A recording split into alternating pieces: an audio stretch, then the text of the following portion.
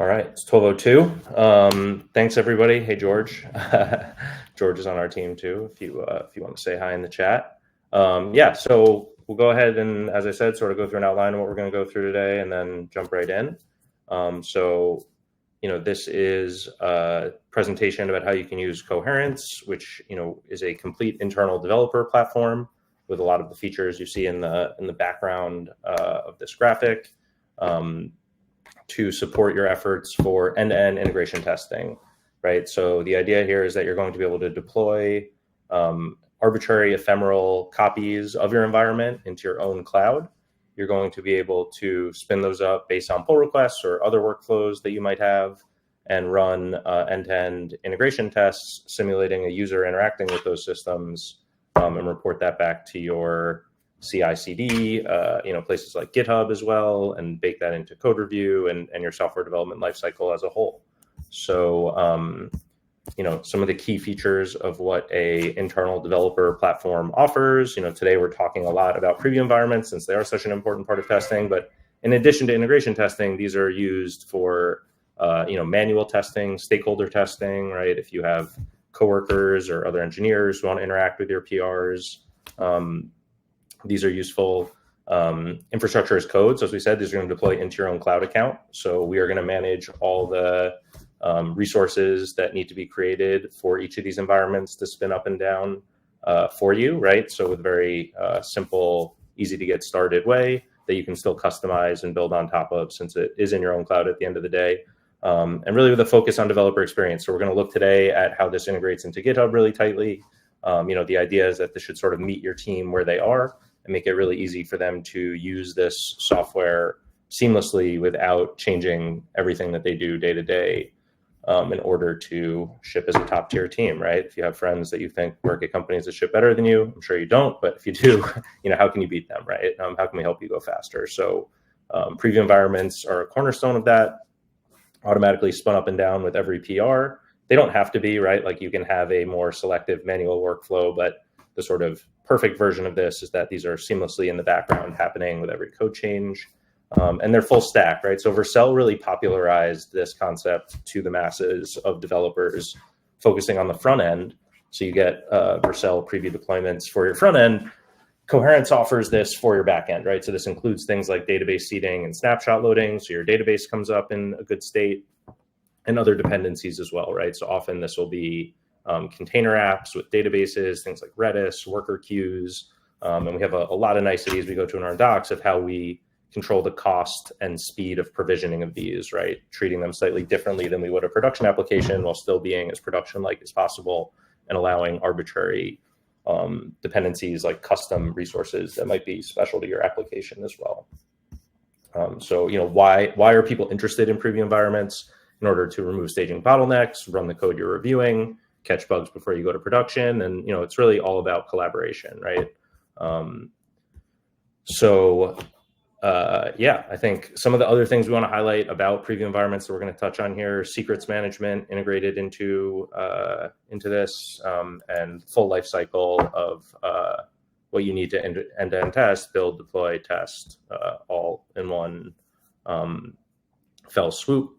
So this is what we're going to look at today is a simple Next application. Nothing we're going to look at, Next.js. It's a very popular stack that we see a lot of at Coherence.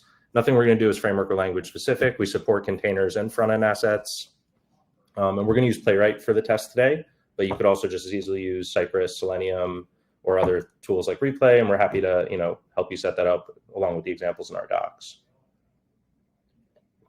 So ping us if you have questions. What I did so far for the application we're going to look at, so I went to create Next.js app, ran that locally, and I created this repo that I will share in a switch over tabs and share in a second. It's a public repo. And I onboarded that app onto Coherence. So what I was able to do is connect that application, use our GPT-powered onboarding to generate the configuration. George, who's on the call here, has been working hard on that over the last month. And we're happy to help you get your app set up if that doesn't just work for you, as well as all the different examples in our docs of popular frameworks and working examples that we have there. I then added, just from the Playwright intro, the end-to-end tests into that repo, and nothing non-standard here, just Playwright init.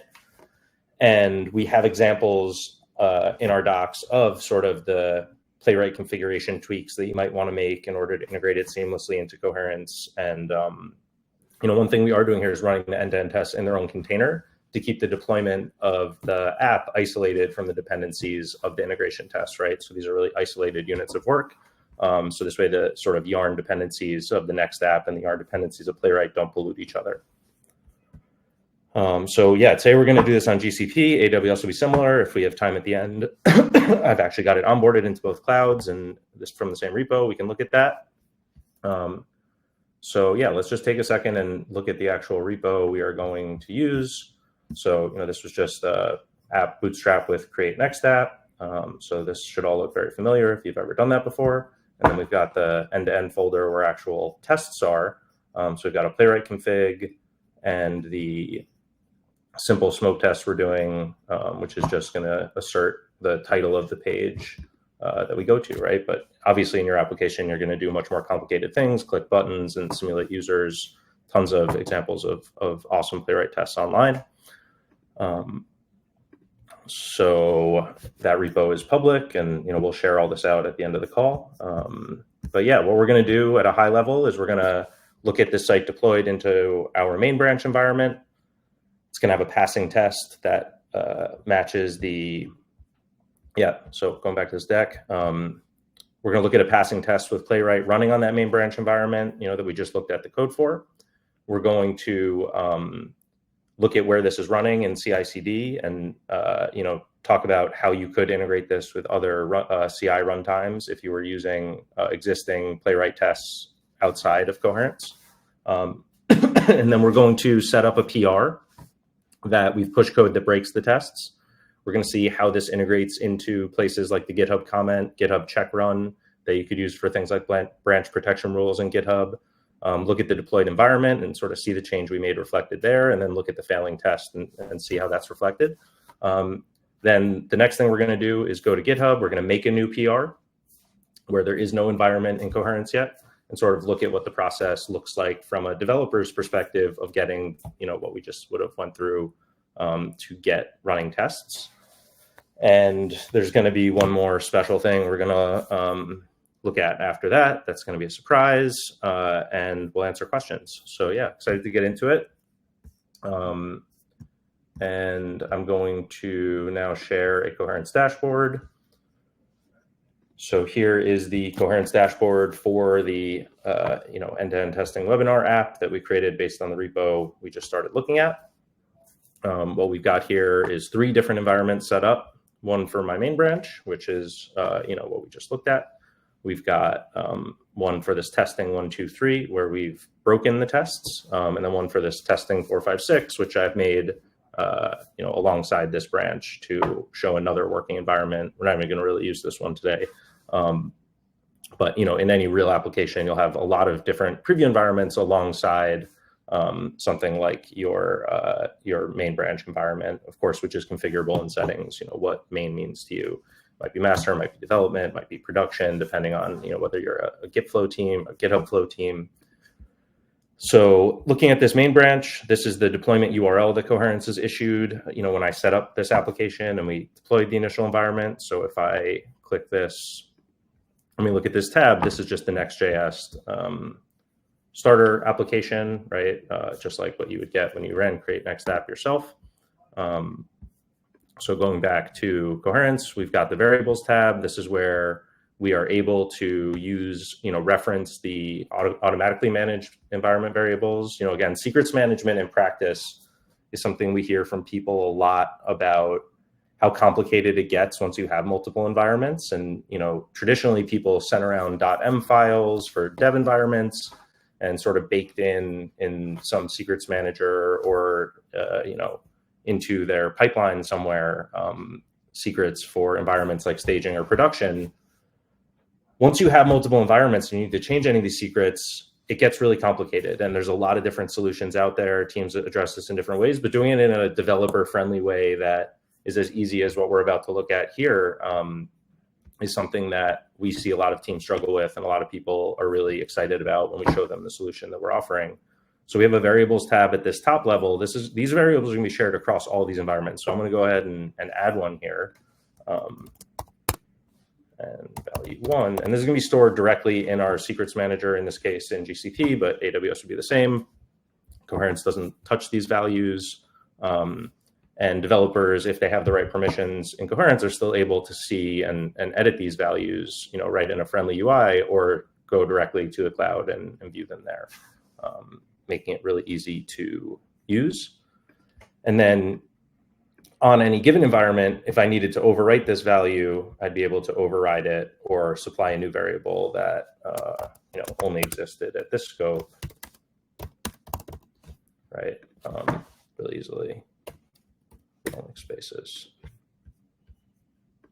Yeah. So secrets management in practice, one of the areas that people get really excited about with using Coherence environments, and yeah, so what we see here is the last time we pushed, we generated a build, a deploy, and an integration test step. This integration test step passed.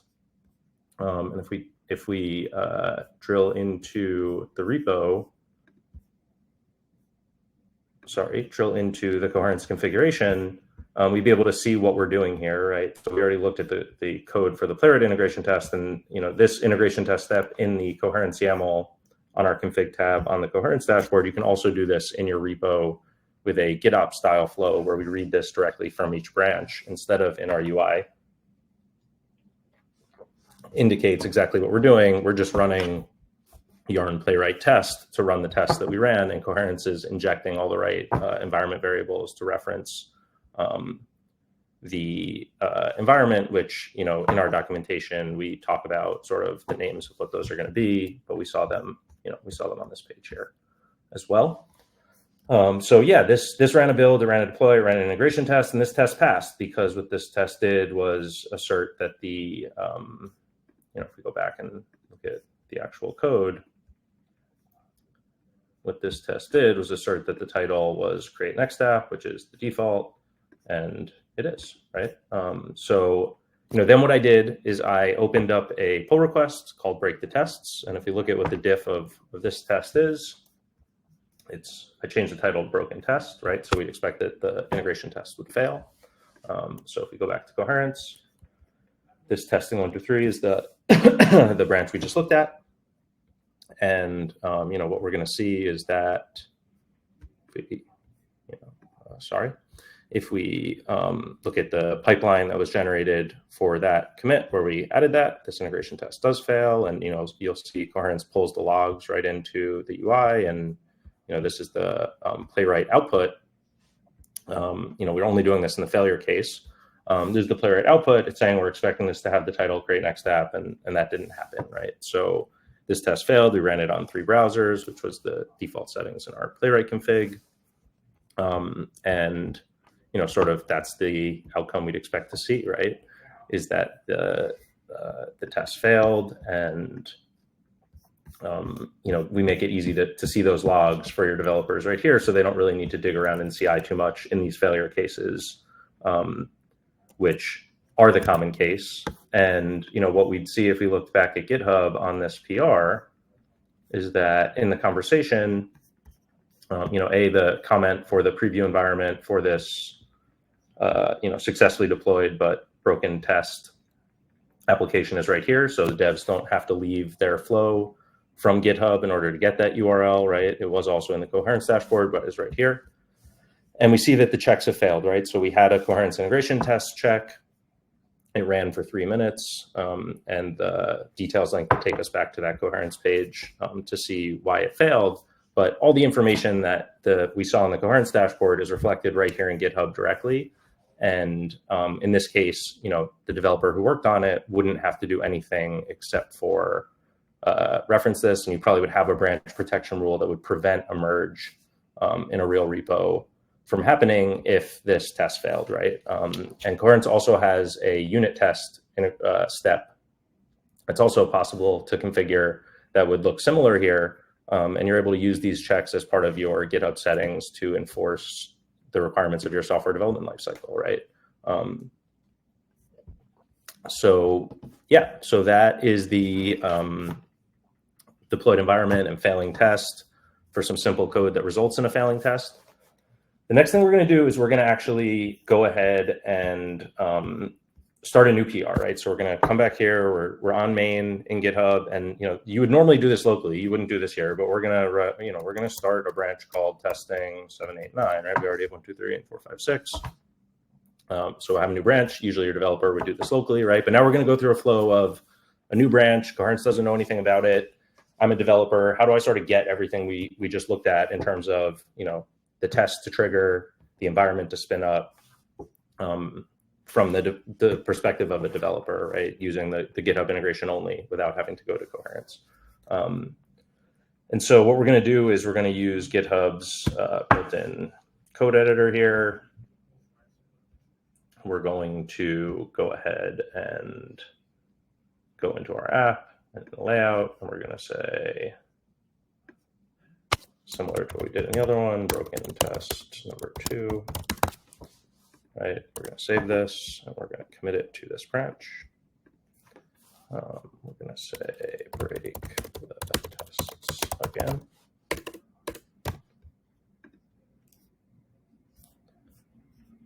And now we've got that committed. We're going to open a pull request, right? So all this should look very familiar to most people on the team. Like plan here is to open a preview environment and run the tests. So we're going to go ahead and create this pull request. And you'll see, like, I did not have to edit any YAML in GitHub Actions.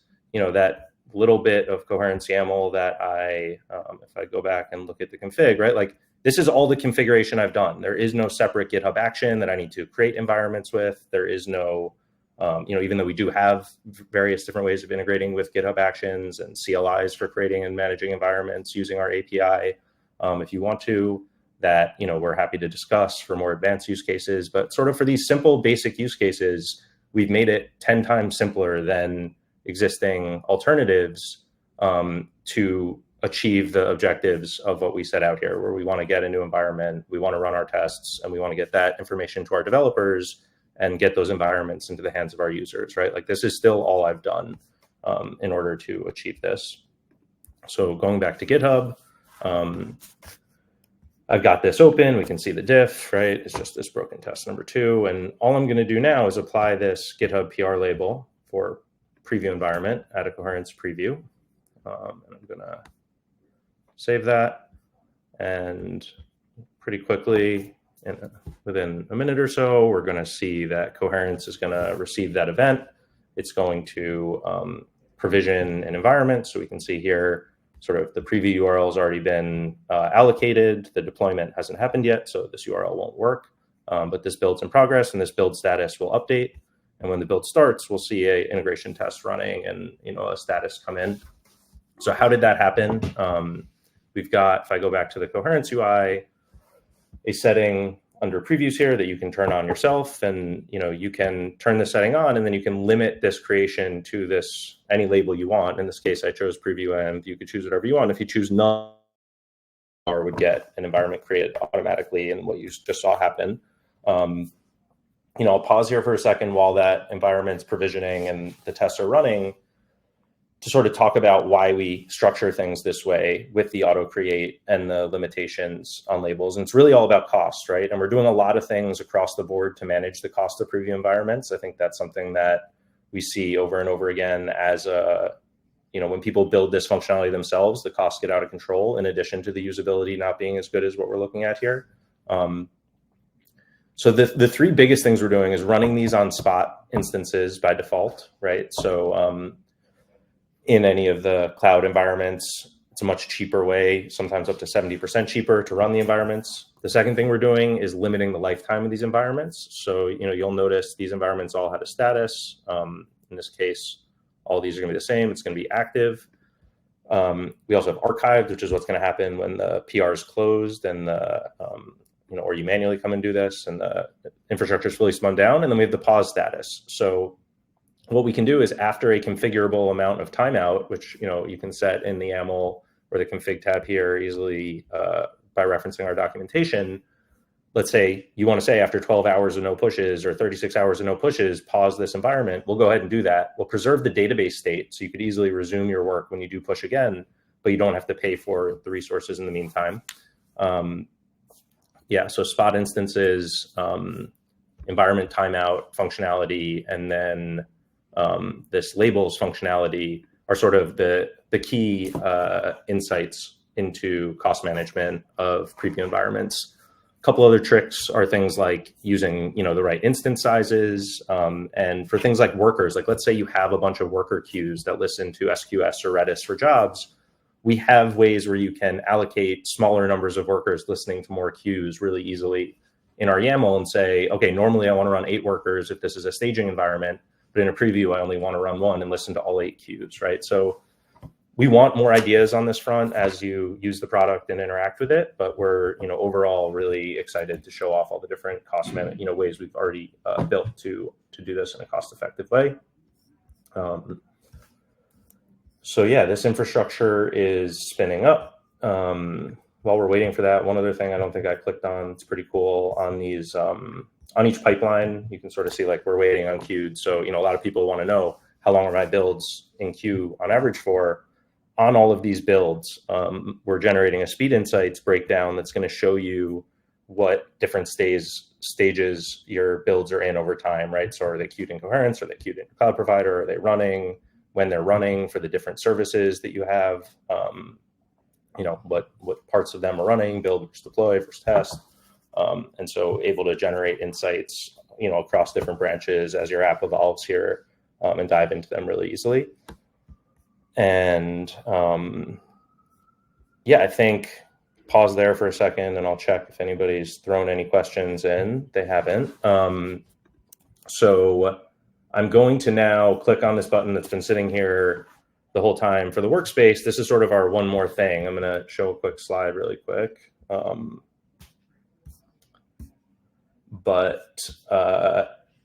So far we've looked at how these environments would deploy if you were developing locally and running previews in the cloud for collaboration and for integration testing.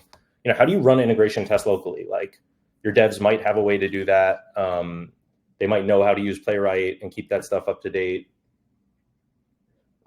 They might not. As they're juggling multiple branches, it might be hard for them to pull it down, do database migrations and things, and run the appropriate tests locally. I'm just going to show you quickly how you can do this on Coherence in a cloud IDE, which we call a workspace.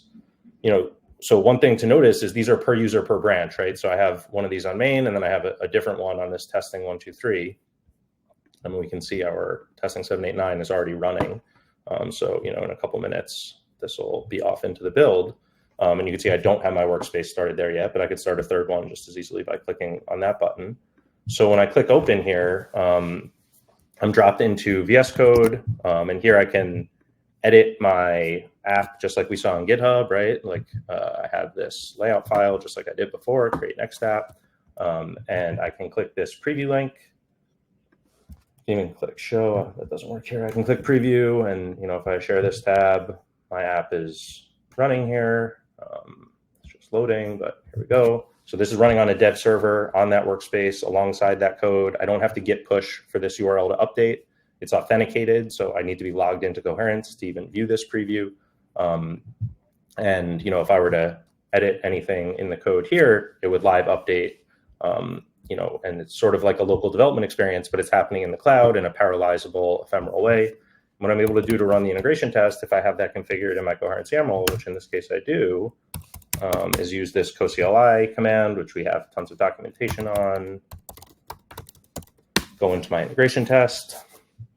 I still have my repo mounted here, if I run ls, so I can see the same files that I had, and I'm going to see the end-to-end. I'm going to yarn playwright test, and I'm now running my tests, right? That's all you have to do to document for your team. How are they going to run integration tests in sort of a pre-staging, pre-preview environment even, is right here using our Playwright test. And what I've done is because in my Playwright config, I'm referencing Coherence base URL, which Coherence manages across all these different environments. I don't even need to change anything in Playwright, right? All I have to do is just rely on Coherence to inject this base URL, which in this case, if I look for env and grab base, the base URL is localhost, because inside this container, on this local development environment in the cloud, I'm referencing localhost. If I was to look at what that's injected as in the tests where we're running in the preview environments in the cloud, right? Going back to here, the live deployment URL is what's going to be injected as the base URL, right? And so the same code, really simple configuration, is able to manage it across these different life cycles. And let's see what's happening here. Oh, branch integration test step right under the wire. Maybe we'll see this fail, just like we did in the testing 1, 2, 3 branch, but we saw it from start to finish within this webinar time. So that's sort of everything we had lined up to show you today. From a high level, I excited to hear any questions or thoughts from folks if they have any. So you can try Coherence for free today at withcoherence.com. A lot of we're happy to help get on calls and set this stuff up alongside you, and and more complicated apps help you uncover the right solutions for whatever the problems that you have when you're doing this are. Discuss your use case more specifically. Both myself or the rest of the team was on this call, love getting on the phone and learning to make the product better and easier to use. But, overall focus on how do we give you this experience and these tools on your team as quickly as possible, right? With the best developer experience possible. And hopefully we get the chance to work with you and show you in practice how it could work for you. So yeah, I'm going to stop there. But yeah, please feel free to, raise your hand and pop in if there's anything worth discussing. Happy to hang out here for a few minutes over call, as well.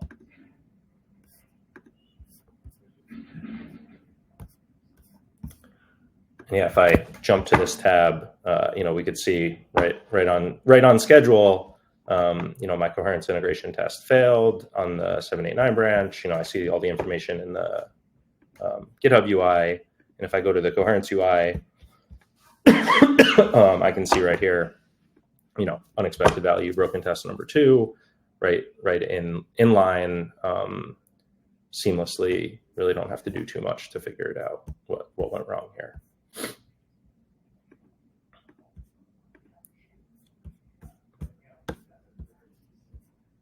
So yeah, thanks for listening in. I'm gonna hang out here, but I'll end the call in a minute if nothing else. Thanks for the time.